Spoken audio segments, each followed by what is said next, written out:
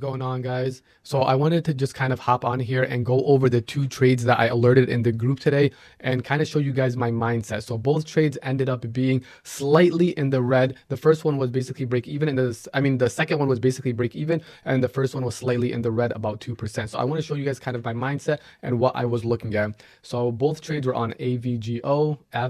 So we can see right here on AVGO, I was watching this level. So we have this 230 level right here. We can see this is an obvious area of demand that we were approaching when markets were opening up. So my trading style is not just, hey, we reach a demand level and we immediately buy, but I like to see if there are other confluences that can maybe make my decision a little bit easier, especially if we see a big red candle like this. So you can see this big red candle 5 minutes before the market opened up. So I was looking to see if there was maybe other signs that I can look for if we break below this 230 level, and if I see us hold this 230 level. So if I seen something like this, a consolidation, then I would possibly take that long position. That would tell me that buyers are here and sellers are not able to break us below this demand zone. So I'll change the name of this to a demand zone, so we know that is the current demand level now. So I was also watching this level right here, which is that $229 level, which is the previous day's low. So this was a key area for me as well. Now, one last thing, which is our moving averages, which I don't always look at, but sometimes I do take a peek at. And I was looking at our 20-day moving average. We can see our 20-day moving average is sitting right here at about 227 or around $228. So we can see when markets opened up, we had a nice big red candle right at the open. So we can see markets went higher for just a moment, and then we had that nice flush down. A lot of traders, when they see a flush down like this, they're immediately thinking to go short with the markets.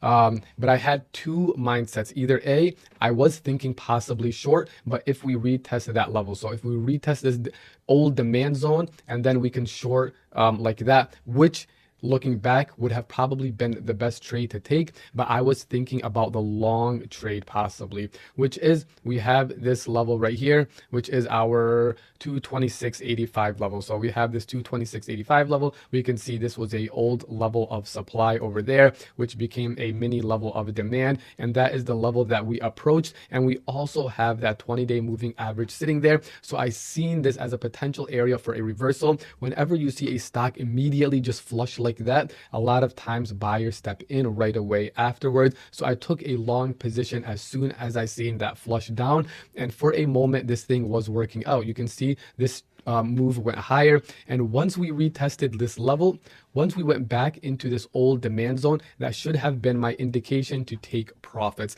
So looking back, my biggest mistakes today were not taking profits. I entered at this low right here, right at the lowest level that the markets went to, and I held this trade to this next key level, and I should have sold. The contracts were up about 15%, but with this nice green candle, I anticipated that this thing can break out of 230 and continue higher, especially because Nvidia was making higher highs. But as you guys can see, what ended up happening was this thing went lower, and I told myself if we start breaking below the low right here, then I would take a loss. So if we started breaking below the low, which is the area that I entered originally, then I would take my stop loss. And you can see right there, we started to break below that low, and I took my stop loss for about a 2% loss.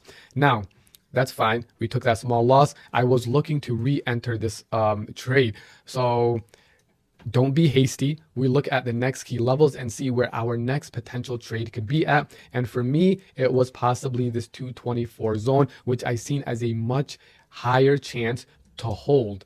If we go back, we can see this 224 level caused this crazy reversal earlier in February, or just about a week ago. We had that drop to 224, and we've seen this thing run all the way to that 238 next supply level. So I seen this as possibly just a double bottom, and I took my long position once we tested that 224 zone. So once we got into this 224 zone, I took that long position. I'll show you guys.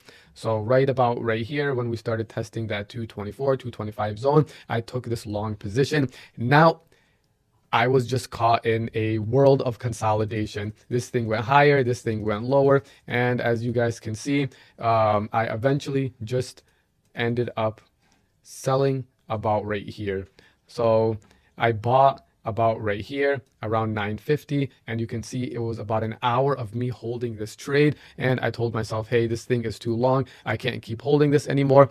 Looking back, I should have just set a stop loss and a take profit, just like an automatic one, instead of just manually sitting in front of the charts. And once I finally sold this position for about break even, you can see this thing decided to finally have that breakout, which is usually what happens, right, guys?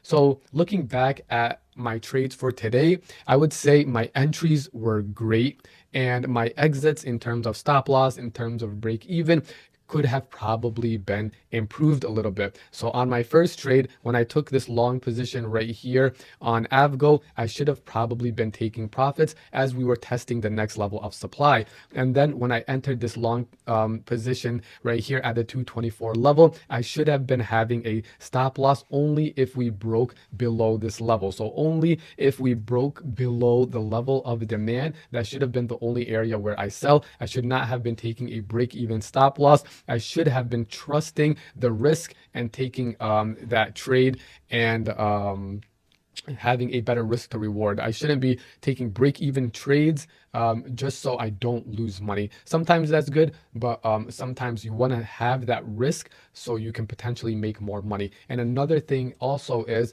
I was thinking long trades today, but looking at the markets, the way we opened up, markets opened up at a major level of supply. And I knew we were opening up at a major level of supply, but I was kind of ignoring it because markets have been so bullish, and I was actually anticipating us to break out and continue higher, but that didn't happen. We rejected that level. So if you guys took this trade, there's a lot of lessons to be learned from this. And since I didn't have a winner, I took two trades. Neither of them were winners. I am done for the day. We'll be back to trading tomorrow, guys. I hope you guys learned something from this video because I know I did. That's the only way we can learn when it comes to trading, which is looking back at our trades and seeing where we can improve. All right, guys, I'll see you guys in the next one. Peace.